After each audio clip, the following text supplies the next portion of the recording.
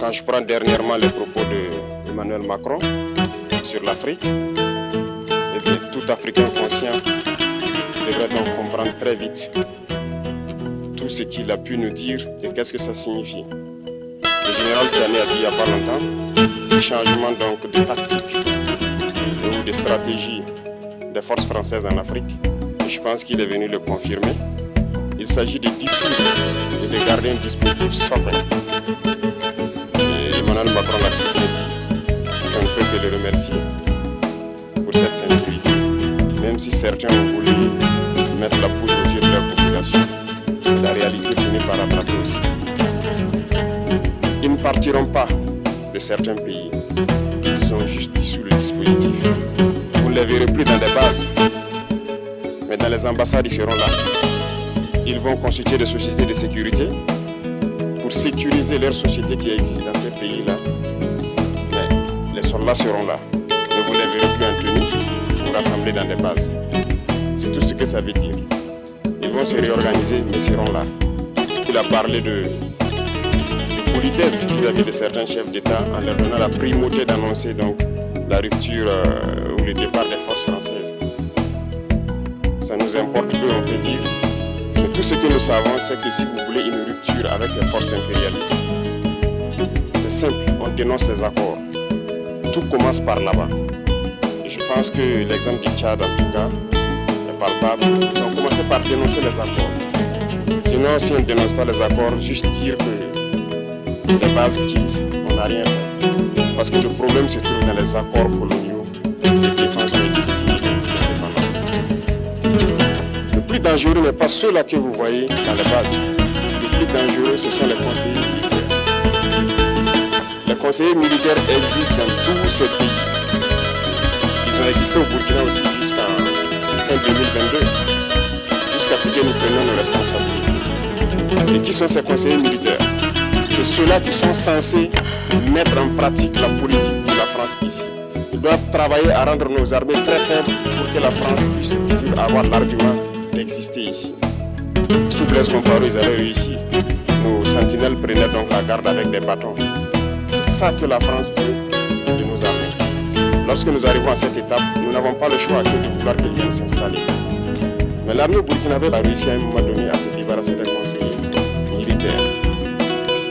Malheureusement, je pense qu'en 2019, après l'opération Otapouano, où ces Français ont vu que l'armée burkinabé a encore une capacité de réagir au terrorisme, ils ont appelé les chefs d'état-major en France, ils l'ont instruit de reprendre les conseillers militaires dans toute la structure.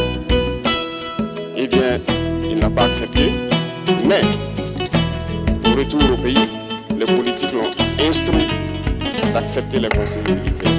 Et c'est là que les conseillers militaires sont revenus dans l'armée burkinabé en 2019. Avec toutes les conséquences qu'on connaît, l'armée était en train de disparaître dans les années 2020-2021. Et d'ailleurs, c'est le moment où beaucoup de militaires ont dû déserter parce qu'il n'y avait plus d'espoir. On était en train de s'effondrer. Voilà un peu comment ils travaillent. À l'état-major général des armées, dans tous les états-majors d'armée, dans les écoles, c'est eux qui sont censés nous dicter la politique de notre armée. C'est eux qui nous disent combien recruter, quand recruter et qu'est-ce qu'il faut en faire. Ils sont dans les écoles pour nous dire comment il faut les former, ainsi de suite. Tant que ces conseillers militaires sont là, vous n'êtes pas indépendant. Votre armée aura juste l'apparence d'une armée qui sera là en train de faire des parades du cirque. Mais lorsque viendra la guerre, vous vous rendrez compte que la parade, c'est une chose, et la guerre, c'est une autre chose. Il faut rompre les accords. C'est la seule façon d'avoir une armée indépendante et se construire fort. Mais beaucoup de gens ne le comprennent pas peut-être. Et même avec ces accords, la France choisit dans nos États des élèves officiers pour aller les former. C'est à travers ces mêmes accords. Mais en réalité, ces officiers qui partent se former pour la plupart, pour la France, ils viennent pour servir l'État français dans leur pays. Ils ne viennent pas pour servir nos pays. Ils les forment pour qu'ils viennent servir les intérêts de l'État français. J'en veux pour preuve, lorsque nous nous sommes révoltés, beaucoup d'officiers au Burkina qui ont été formés en France ont été immédiatement contactés pour leur dire que c'est le moment de se mettre en action parce que vous avez été formés pour ça, pour servir les intérêts de la France. La plupart de ces officiers nous ont rendu compte. Nous avons pris acte et nous continuons de suivre. Lorsque un officier formé en France arrive dans son pays et par malheur meurt soit par accident ou bien sur le champ de bataille, en France, il y a une nuit d'hommage aux morts dans l'armée, comme partout ailleurs. À la nuit d'hommage aux morts, on cite le nom de l'officier en question et on dit « mort pour la France ».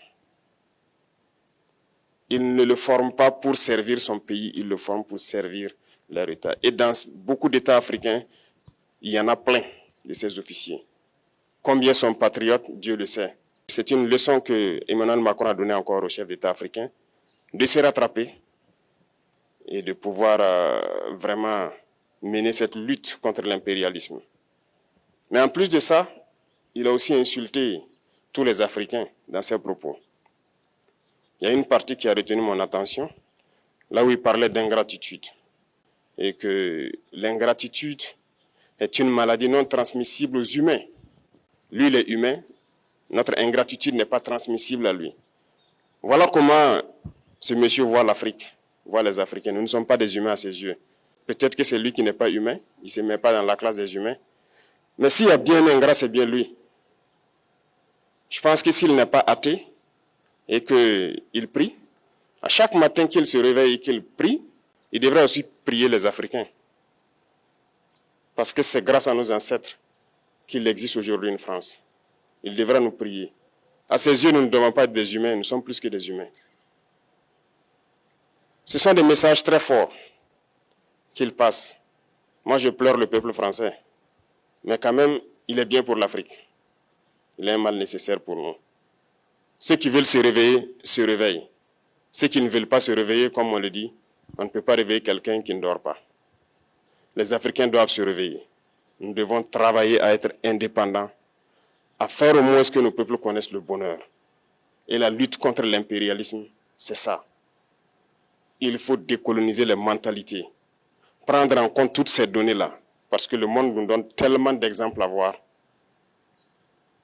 Pour eux, il n'y a pas de morale. Ils peuvent vous désigner aujourd'hui terroriste, mais demain, vous êtes un héros. Par leur simple bouche, ils décident de ce qu'ils font. Ils parlent de démocratie, mais ils se font eux-mêmes des coups d'État constitutionnels entre eux. Ils parlent des droits de l'homme, mais ils déciment des populations ailleurs. L'Africain doit se réveiller, l'Afrique doit se réveiller. Et le combat contre l'impérialisme est permanent. Et je vous invite à incorporer ce combat, à travailler en sorte que nous soyons réellement indépendants, que nous soyons autosuffisants et que nous puissions nous développer, connaître le bonheur, ce à quoi notre peuple aspire. Merci, je vous souhaite une très bonne journée, une très bonne semaine et une très bonne année.